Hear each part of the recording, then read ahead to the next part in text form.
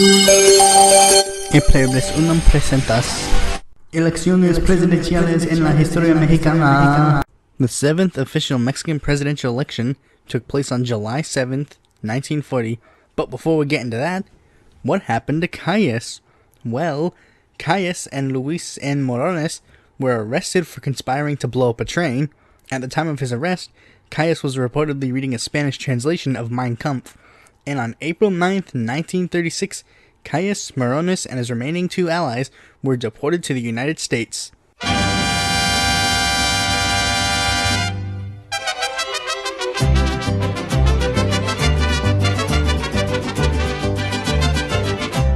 But anyways, how was Cardenas' administration doing?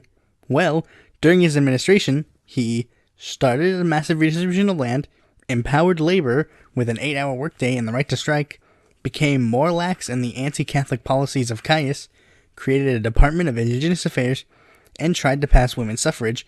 But arguably, the biggest policy he enacted was nationalizing the oil and petroleum industry by creating the state-owned petroleum company Petróleos Mexicanos, or Pemex. This was a huge shift back to leftism that Calles had abandoned long ago.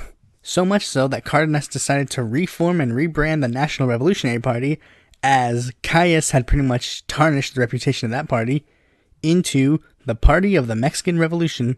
However, not everyone was happy with the leftist shift Mexico was taking, such as Saturnino Cedillo, who tried to overthrow Cardenas via a violent revolution. His opposition ranged from far-right fascists forming the National Syndicalist Union, pro-business conservative Catholics forming the National Action Party, and center-rightists forming the Revolutionary Party of National Unification. So it was kind of a polarizing time to be involved in Mexican politics. So now let's get to the presidential nomination process.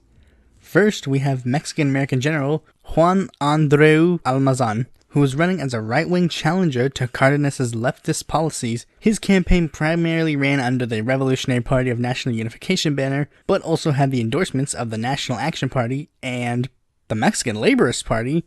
Why would this leftist party support this rightist candidate? Oh, I see.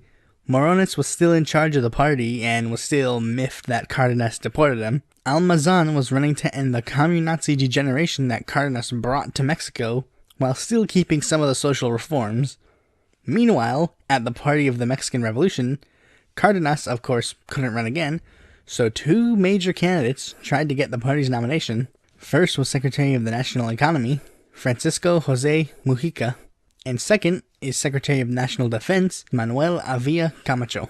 Mujica was the ideological mentor to Cardenas and was a more strong adherent leftist, while Camacho was a more moderate conservative.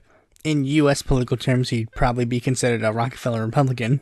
Much like past presidents, it was ultimately up to the incumbent to pick who would become the successor in his party's nomination. And while Mujica was the obvious choice to be his successor, the right wing of Mexico felt that he would make Mexico into the next Soviet Union, so Cardenas decided that in order to prevent a possible civil war, he would endorse Camacho instead of Mujica. So Mujica decided that he would drop out and endorse Camacho.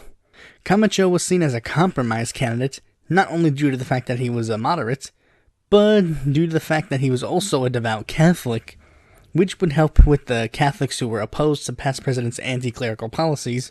So it was center-right Camacho versus right-wing Almazan. Despite the effort to have a more moderate candidate to appeal to the right wing of Mexico, they were still unhappy with Camacho and were more determined than ever to combat the Party of the Mexican Revolution. So much like America, it's not political ideologies that are driving people apart, just the two major parties. Anyways, much like the 2016 election in America, it was incredibly divided. However, unlike the 2016 election in America, it was also bloody. On election day, violence erupted all across the country, one of the biggest examples being how a group of Almazan supporters were trying to get into the National Palace to protest, then got executed by a paramilitary group. The violence in Mexico City was so bad, Cardenas couldn't leave his house and go vote until it eventually died down. And here are the results. Camacho won, getting 93.9% of the popular vote. Almazan got a distant second with 5.7% of the popular vote.